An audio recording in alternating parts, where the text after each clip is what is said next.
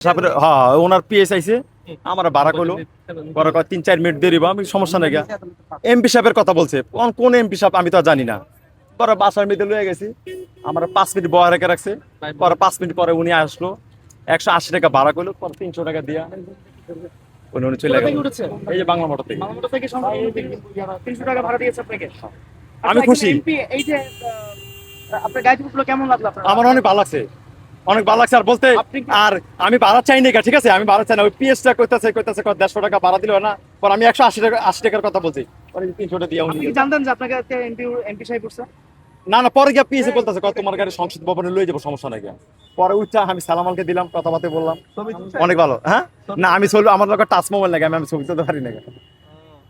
আপনার অনুভূতিটা কিরকম? না আমার ভালো উনি অনেক ভালো কথাবার্তা ভালো ওই যে রাস্তা দিয়ে আইছে না অনেক মানুষ দিকে কথাবার্তা বলছে। আপনার সাথে বলছে? হ্যাঁ আমার সাথে উনি তো আমার সাথে কথাবার্তা বলছে শোনেন আমি টাকা পয়সা বড় কথা কিন্তু আমি অনেক খুশি হলাম। আপনার সাথে কি বলছে উনি? আমার জিগালো গাড়ি গুড়ি চালাই কেমনে কি পোষাও কেমনে চলো কেমনে কি আসে বিষয় চলতে পারো কিনা আমার বলতেছে আমি আঙ্কেল চলতেছি কোন রকম আলহামদুলিল্লাহ।